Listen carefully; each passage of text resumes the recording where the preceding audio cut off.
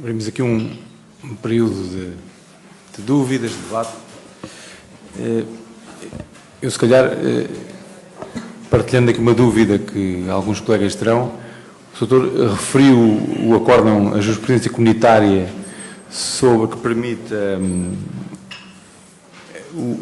a exigência da qualificação dos técnicos, portanto, não da entidade. Isso é uma questão que se coloca desde o início nos concursos públicos e que nós vemos, efetivamente, programas programas de procedimentos a exigir a qualificação dos técnicos, quando a nossa legislação, pelo menos literalmente, só o permite nos concursos qualificados, com prévia qualificação. Se tivesse alguma referência que nos pudesse dar desse acórdão, não sei se... É um acórdão de 16 de março, salvo erro, que vocês, se procurarem como acórdão Ambicig, aparece logo... Acórdão? Ambicig. Ambicig é uma empresa portuguesa de informática e é curioso que Ambicig eu posso, se tivermos aqui internet... Ambicig.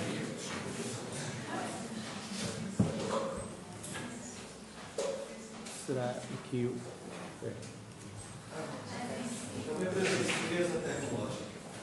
Os acórdãos normalmente, no Tribunal de Justiça, têm a designação, normalmente, do operador económico ou da entidade adjudicante que lhe deu aso. Obrigado. Pronto, então é este acórdão. Não é este acórdão. Foi ao lado. Vou abrir mal.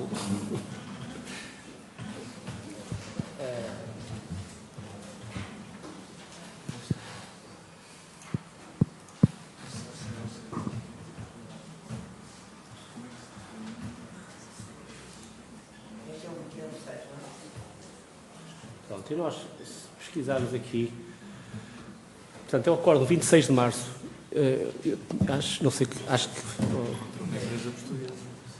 que é uma empresa portuguesa e que foi um pedido prejudicial do Supremo Tribunal Administrativo.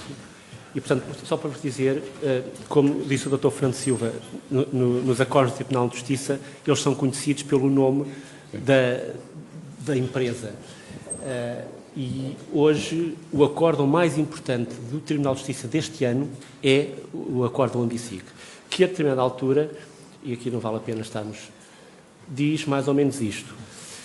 Ou melhor, nas conclusões, eu passo a ler. Para a celebração de um contrato de prestação de serviços de caráter intelectual, de formação e consultoria, o artigo 53, número 1, alineado, esta parte não interessa, talvez interessa que, a partir daqui, a diretiva não se opõe a que a entidade adjudicante estabeleça um critério que permita avaliar a qualidade das equipas concretamente propostas pelos concorrentes para a execução desse contrato, critério esse que tem em conta a constituição da equipa, assim como a experiência e o currículo dos seus membros.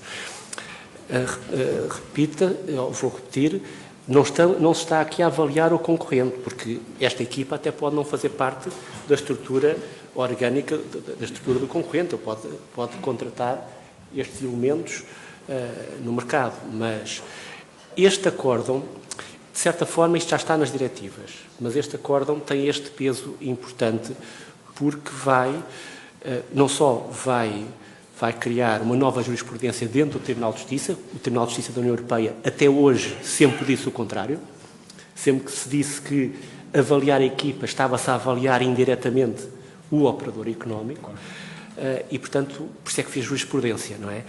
Mas as diretivas comunitárias também já indicam claramente isto.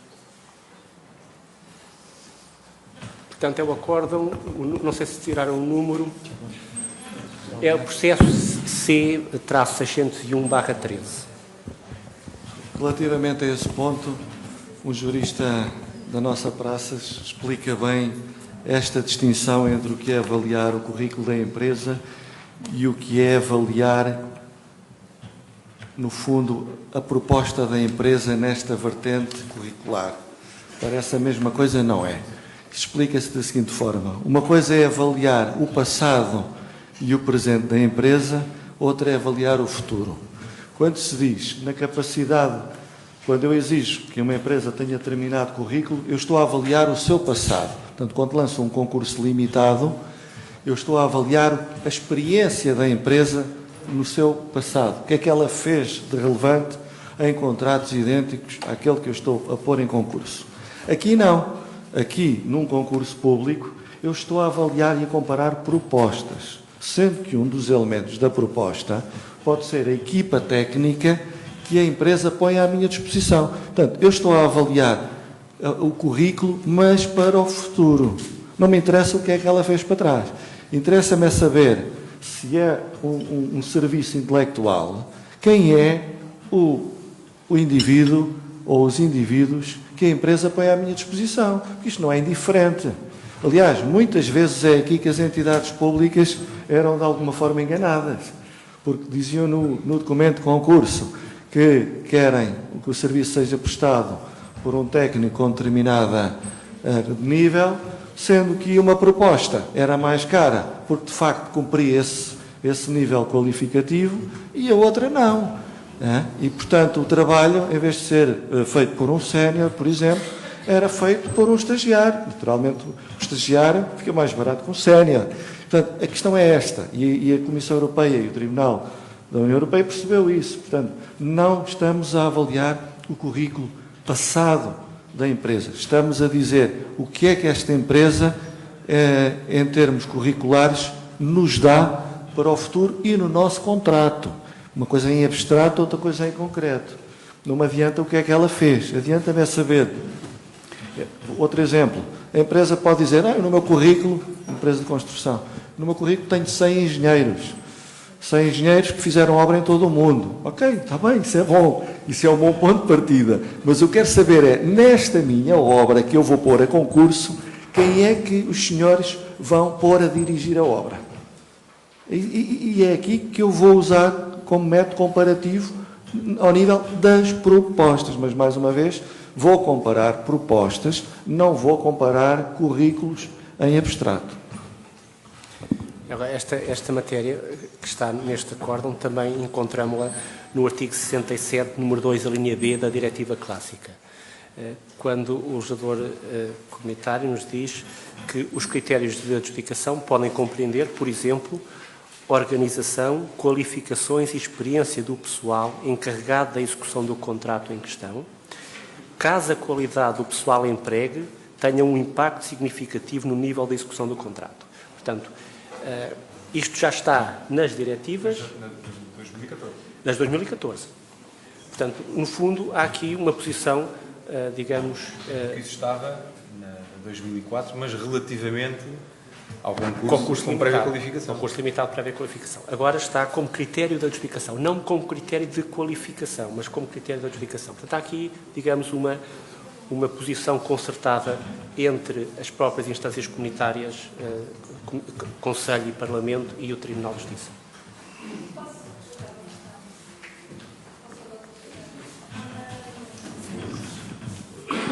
Boa tarde, o meu nome é Ana Teresa. No seu ponto 3, eu queria que o Sr. Doutor me desse um exemplo, porque os seus exemplos práticos, para mim, tornam-se muito mais fácil de compreender o que é que diz. Falou sobre, em relação ao volume do negócio exigido para a participação no procedimento da contratação pública limitado ao dobro do valor. Só que eu queria ver se percebe a minha pergunta. Em classe de alvarás, por exemplo, da terceira categoria, da quarta categoria, como é que se aplica na prática?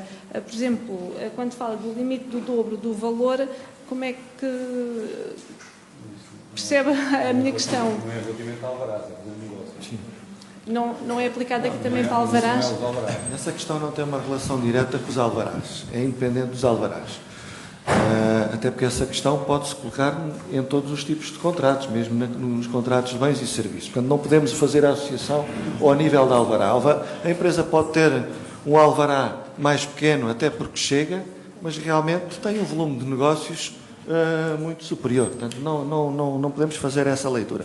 A questão do volume de negócios, portanto, penso que é relativamente fácil de perceber. Portanto, o contrato o contrato posto em cima da mesa é de 1 milhão de euros, eu não posso dizer que a empresa tem que ter um volume de negócios em anos anteriores de 3 milhões de euros. Isto é ilegal. No limite, posso exigir um volume de negócios até 2 milhões de euros, que é o dobro daquilo. Isto atualmente não é assim. Atualmente o nosso código tem um anexo, faz referência ao EBITDA, eu não sou economista, mas penso que tem a noção de um anexo que permite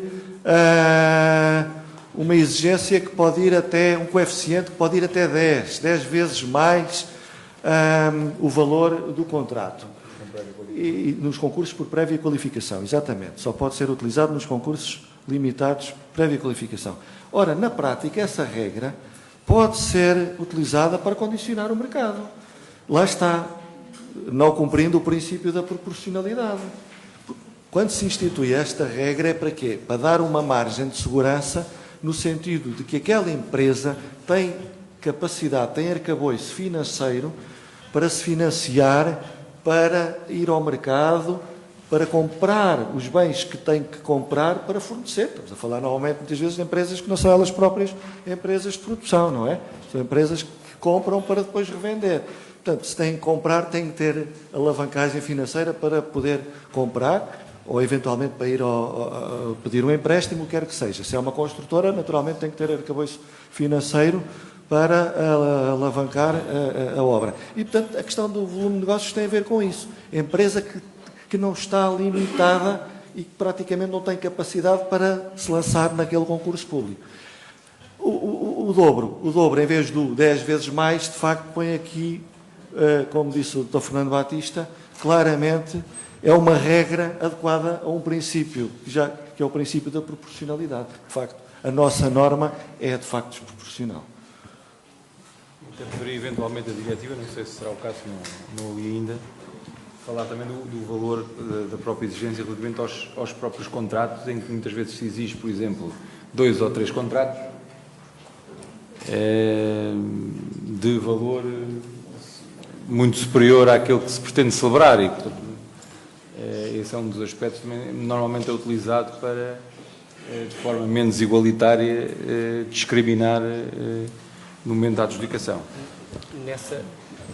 Só nessa matéria não há nenhum limite, mas o legislador comunitário reforça várias vezes de que a entidade adjudicante está sujeita ao princípio da proporcionalidade e, portanto, não havendo um limite fixo, poderá casuisticamente entender-se que aquela exigência não é proporcional relativamente ao resultado a atingir.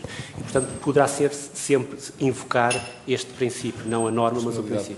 Já agora, esta questão da proporcionalidade é interessante. Posso dar outro exemplo concreto, que nos é muito caro, a questão do alvará. Quantas vezes o dono de obra exige a titularidade de um alvará de classe ou em categorias ou subcategorias desadequadas ou desproporcionais face à obra posta a concurso. Ora, aqui só se consegue resolver isto invocando o princípio da proporcionalidade. No caso concreto, para aquela obra, não é necessário tamanha exigência. Mais uma vez, essa exigência, muitas vezes, é feita para desvirtuar as regras da concorrência. Muitas vezes, eu sei que determinada empresa tem um alvará numa subcategoria específica, há poucas que a tenham, não era necessária aquela subcategoria de trabalhos, mas eu ponho lá e com essa regra afasto imediatamente um conjunto de empresas. Aqui é preciso bom senso. Portanto, estas regras é impossível que o Código preveja tudo. Portanto, nós temos que, de facto, nos agarrar muito aos princípios. Eu costumo dizer isso. Os princípios da contratação pública são fundamentais para a boa contratação pública. Eles estão acima das regras e, portanto, qualquer jurista deve fazer apelo e utilizar os princípios quando, de facto, não encontramos uma norma que nos satisfaça. Talvez não fundo agora. A questão é sobre o preço das peças do procedimento. Foi tendo sido publicada em boa hora a legislação que veio a regular e criar um conjunto de obrigações. para as plataformas, designadamente no chamado serviço de base gratuito, em que uma das obrigações que agora está estabelecida é a prestação de informação sobre o conteúdo das peças do procedimento.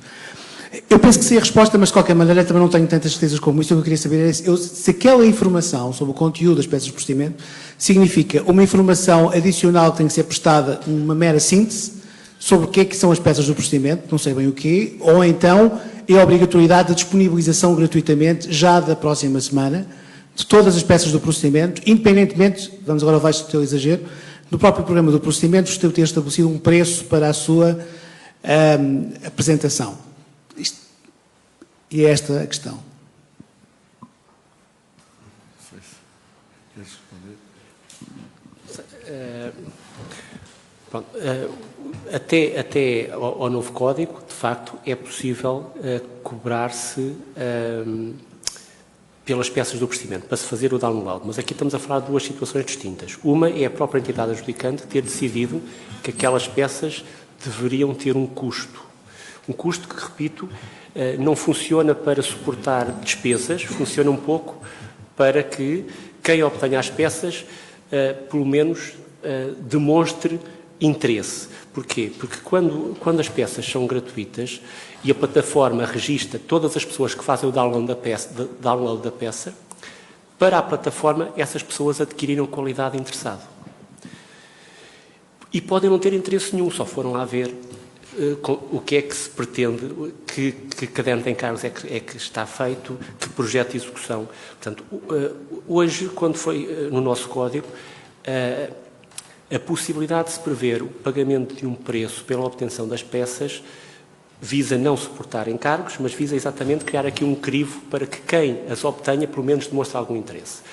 Outra situação distinta é as plataformas poderem cobrar determinados serviços para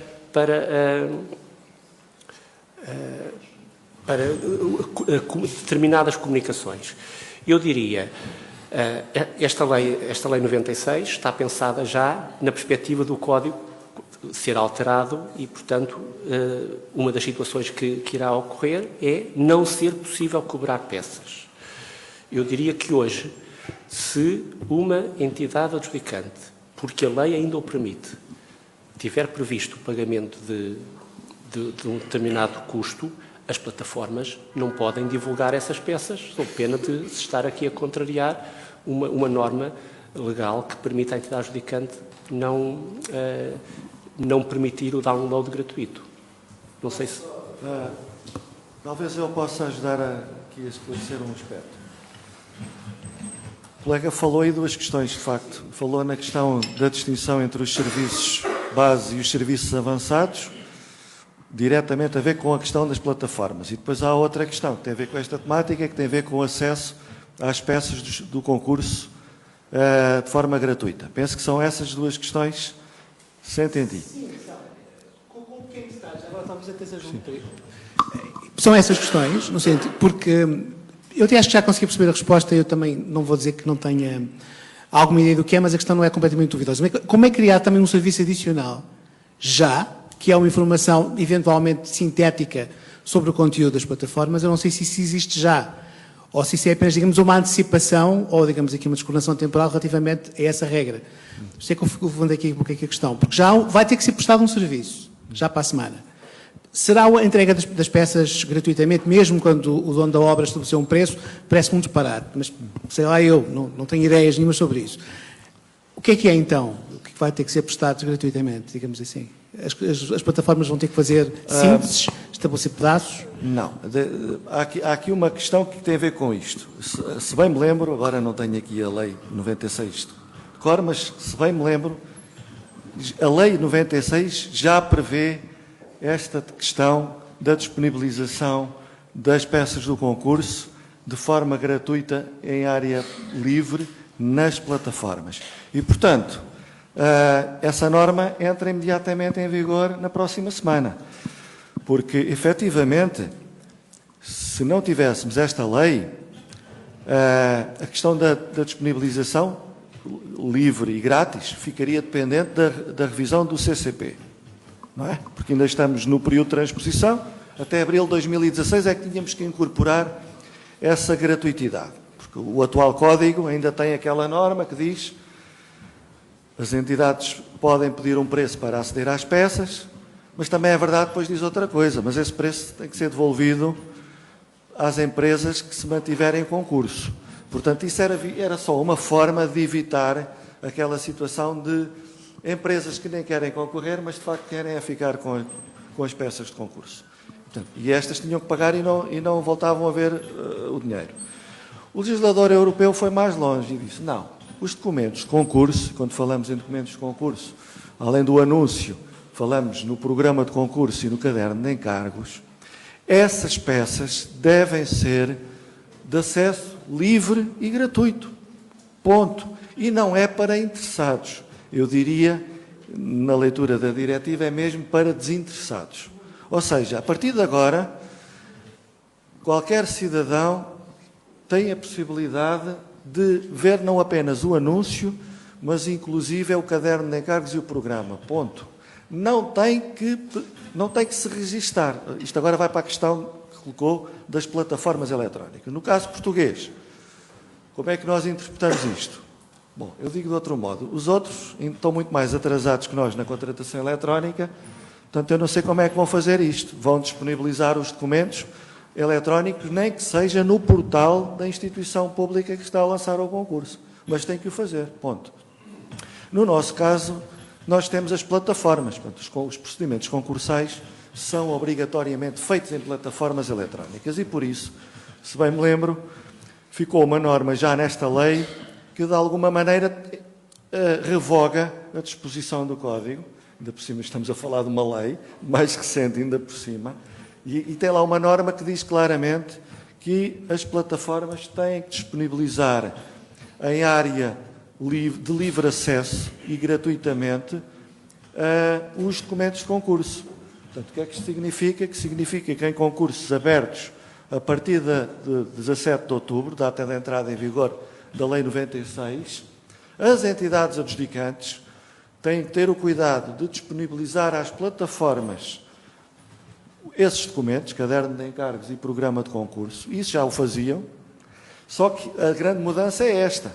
Enquanto que eu até 17 de outubro, para visualizar o caderno de encargos ou o programa de concurso, tinha que me registar previamente na plataforma e declarar-me interessado no procedimento e eventualmente pagando, a partir do dia 17 passa a deixar de ser assim, portanto, os documentos têm que ficar em área de livre acesso. Como é que agora cada plataforma vai responder a isto, é que nós vamos ver. Nós agora, a partir de 17, temos essa espinhosa responsabilidade de verificar que elas não são todas iguais. Aliás, nós não quisemos entrar nesse espaço que é de inovação. Portanto, cada uma tem o seu ambiente, arruma as matérias onde quer. O que nós queremos é que esteja em área acessível e sem necessidade de registro. Portanto, eu, a partir do dia 17, tenho que ter acesso aos documentos e não me podem vir pedir um registro. Se as plataformas exigirem um registro, quem for atingido por essa situação deve nos notificar imediatamente para nós podermos atuar. Naturalmente, vamos atuar numa fase inicial de uma forma muito pedagógica, numa fase a posteriori, utilizando os poderes sancionatórios que a lei nos dá. Porque, efetivamente, estes próximos tempos vão ser tempos difíceis, temos a noção disso. Esta lei é nova, esta lei é muito exigente, as plataformas estão neste momento num processo de adaptação e, portanto, nós estaremos cá para as ajudar na boa interpretação destas normas. Mas há de haver uma altura que teremos que agir de outra forma, se for necessário. Não sei se respondi à sua questão.